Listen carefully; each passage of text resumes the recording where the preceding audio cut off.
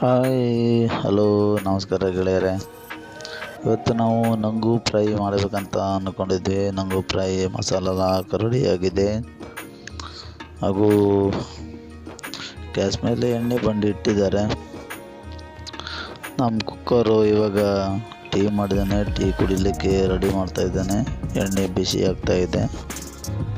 ಅದಕ್ಕೋಸ್ಕರ ಚಾನು ಕೂಡ ಬಿಸಿ ಇದೆ.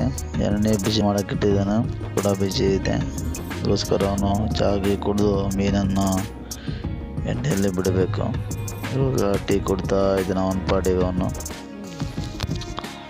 ನಂಗು ಫ್ರೈ ತುಂಬ ಟೇಸ್ಟಾಗಿರುತ್ತೆ ತಿನ್ನಲಿಕ್ಕೆ. ಬೆಳಿಗ್ಗೆ ಗಂಜಿ ಊಟಗಿನ್ನೂ ಸೂಪರು.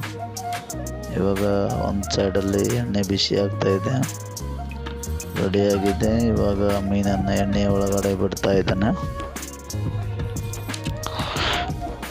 ತುಂಬ ಎಣ್ಣೆ ಪವರ್ಫುಲ್ಲಾಗಿ ಕುದೀತಾ ಇದೆ, ನೋಡ್ಬೋದು. ಇಷ್ಟು 6-7 ಪೀಸು ಬರ್ತಾನೆ. ಅನ್ನ ಈ ಕಡೆ ಓಪನ್ ಮಾಡಿಬಿಟ್ಟು ಮಸಾಲೆ ಹಚ್ಚಿ ಒಂದು ಅರ್ಧ ಗಂಟೆ ರೆಡಿ ಮಾಡಿ ಇಡಬೇಕು. ಮಸಾಲೆ ರೆಡಿ ಆದ ನಂತರ ಇದೇ ಥರ ಎಣ್ಣೆಲಿ ಬಿಡಬೇಕಲ್ವ. ನಿಮ್ಗೆ ಗೊತ್ತುಂಟು ಫ್ರೈ ಮಾಡೋದಲ್ಲ. ನಮ್ಮ ಹೋಟೆಲ್ ಮಾಡೋ ವಿಧಾನ ನಾನು ನಿಮ್ಗೆ ಹೇಳ್ತಾ ಇರೋದು. ಇದು ಬೆಳಗಿನ ಊಟಕ್ಕೆ 7:30-8 ಗಂಟೆಗೆ ಊಟ ರೆಡಿ ಆಗುತ್ತೆ. ನಮ್ಮ ಹೋಟೆಲ್ ಮಾಡ್ತಾ ಇದ್ದಾರೆ.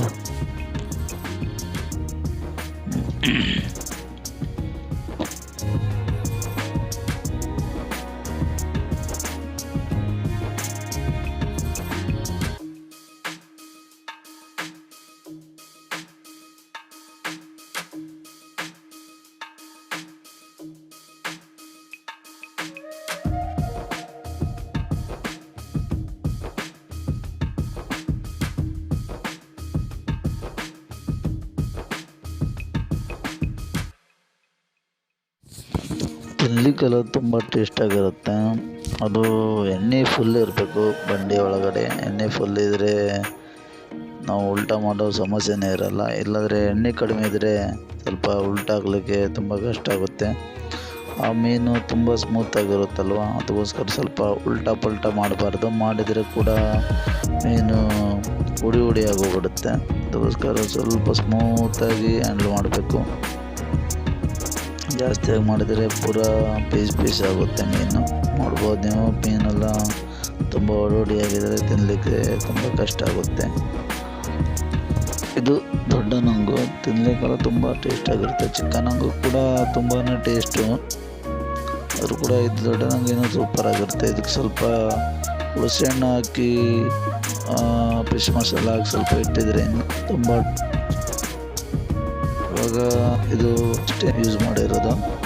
ಅನ್ನ ಕೂಡ ಇದೆ, ಬೇಗಂಜಿ ಇದೇ ಥರ ಸ್ವಲ್ಪ ಪೌಡ್ರ್ ಹಾಕಿಟ್ಟಿದ್ದಾನು. ರೆಡಿ ಆಗ್ತಾ ಕುದೀತಾ ಇದೆ. ಸ್ಮೂತ್ ಇದ್ರೂ ಕೂಡ ಮೀನು ಪೀಸ್ ಬೆಂದಿದ್ರೆ ಹೇಗಿರುತ್ತೆ, ಇಲ್ಲ ಸ್ಮೂತ್ ಆಗಿದ್ರೆ ಎಲ್ಲ ಪೀಸ್ ಇದೆ.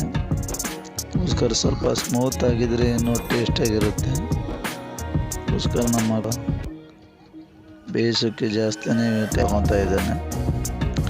ನೋಡುವ ವಿಡಿಯೋ ನೋಡ್ತಾ ಹೋಗಿ. ವಿಡಿಯೋ ಇಷ್ಟ ಶೇರ್ ಮಾಡಿ ಸಬ್ಸ್ಕ್ರೈಬ್ ಮಾಡಿಕೊಳ್ಳಿ.